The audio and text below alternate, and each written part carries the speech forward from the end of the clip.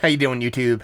Matt Massa Beer Reviews back with a little bit of Donzoko Brewing, new brewery time, in the form of their Northern Hellas.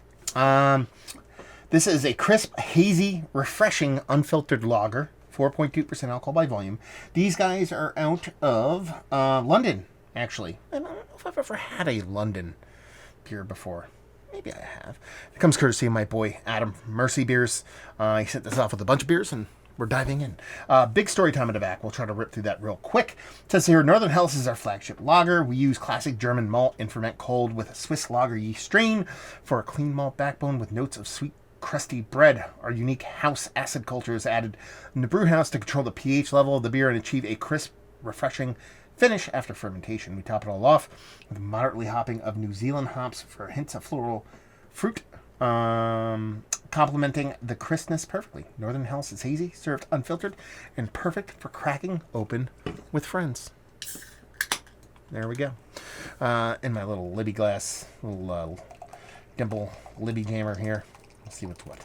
So, I love me some Hellas. I love me some lager. Love me some new beer time. Label is alright. Reminds me of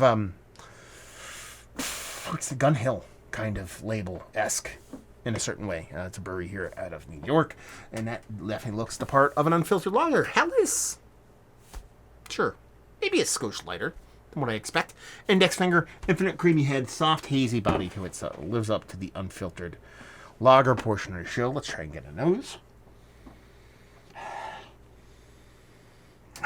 See, it has almost like a farmhousey vibe to it.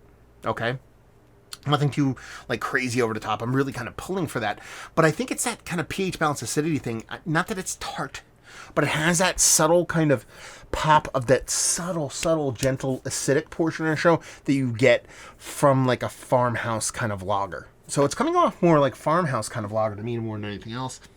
But just from that kind of acidic standpoint, because there's no kind of peppery spiciness or anything like that. There's a soft little kind of maltiness to it, a little bit of gentle bittering, that little bit of fruitiness kind of comes through from those New Zealand hops, but it really is that kind of acidic portion of the show that really kind of shines. Let's dive in. Cheers.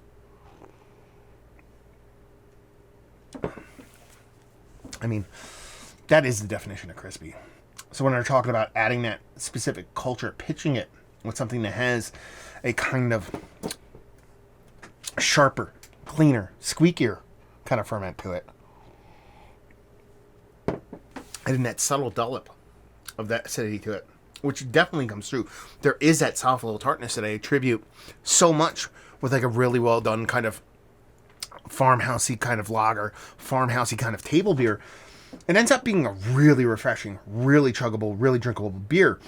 Is it kind of like really wowing me on the yeast or hops or anything like that? No. What it's wowing me with is, like, again, the squeaky cleanliness of the beer, that little bit of subtle acidity that makes it just ridiculously drinkable, like to the point where it's like I'm kind of like I want to drink like 30 of these in a row, and that's all based off of that kind of crisp, ultra crisp kind of mouthfeel to it. Sure, get a nice kind of pilsnery, kind of little bit of beefy above that kind of maltiness to it. Maybe even like a subtle wheat addition to it. I actually tell you all the ingredients. What's in here? Water, barley, hops, yeast. So there you go. But it also gives you a little bit of those kind of New Zealand hops. Come off a little bit more kind of OG kind of lagery and zazzy kind of hoppiness. Nothing too overtly fruity. Really nice mouthfeel to it. It is crisp and clean, but it's not thin by any stretch of imagination, and it's just that little dollop of that acidity to it that is not making it sour or acidic or anything like that, but makes it just ultra clean and ultra crisp. That makes it a tried and true crispy boy, as you kids, you millennials and whatever the hell they call you people say nowadays. Says the bearded guy with glasses talking about beer on YouTube. Anyway, yeah, I love it. I think it's fantastic. Is it a Hellas? Sure, fine. Yes. Comes off, like I said, more of a...